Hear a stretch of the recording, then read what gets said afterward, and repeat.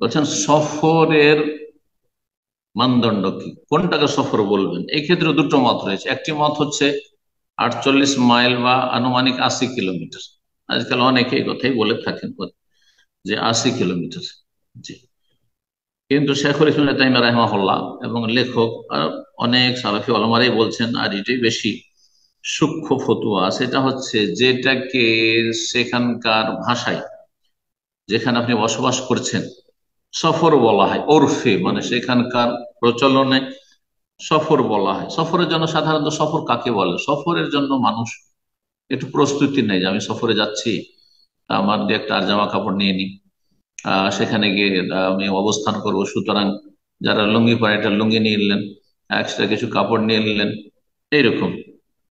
আর এরকমটা কিছু না, যাচ্ছেন হয়তো 80 কিলোমিটারই যাচ্ছেন, কিন্তু সৌদি আরবে অনেক সময় 80 কিলোমিটার, এখান থেকে জুবাইল যেমন, অনেকে যাচ্ছেন সেটা সফর হিসাবে যাচ্ছেন না, যাচ্ছেন গিয়ে একটু সমুদ্র বিচে কিছুক্ষণ থাকবো আর তারপরে পরিবার নিয়ে তারপর ঘুরে চলে আসবো। এটা আপনার সফর না, কোনো প্রস্তুতি নেই সফরের। অনেক সময় অনেক দেশে 50-60 কিলোমিটার সফর হইতে পারে, 80 কিলোমিটার কোনো শর্ত নেই। কারণ 50-60 কিলোমিটার যেতে 2 ঘন্টা 3 ঘন্টা লাগে, আর তারপরে সেখানে প্রস্তুতি নিয়ে যাচ্ছেন যে সেখানে রাত কাটাবো, তো কিছু কাপড় চোপড় নিয়ে নি, আর একটা ব্যাগ নিয়ে নিলাম ইত্যাদি, তাহলে সেটা সফর। বলছেন কুল্লু মা ইউসাম্মা সাফারান ফিল উরফি, আহ সমাজের পরিভাষায় যেটাকে সফর বলা হয়, তা আল্লাহ বিহি আহকামুস সাফার, তার সাথে সফরের বিধিবিধানের সম্পর্ক। সফরের বিধিবিধান সম্পর্ক, সফরের বিধিবিধান কয়টি? 4টি। সফরে যেই কাজগুলির ক্ষেত্রে ছাড় রয়েছে সেগুলি হচ্ছে 4টি। 1 নম্বর হচ্ছে কসর, 4 রাকাত বিশিষ্ট কসর করা, জোহর আসর এশা।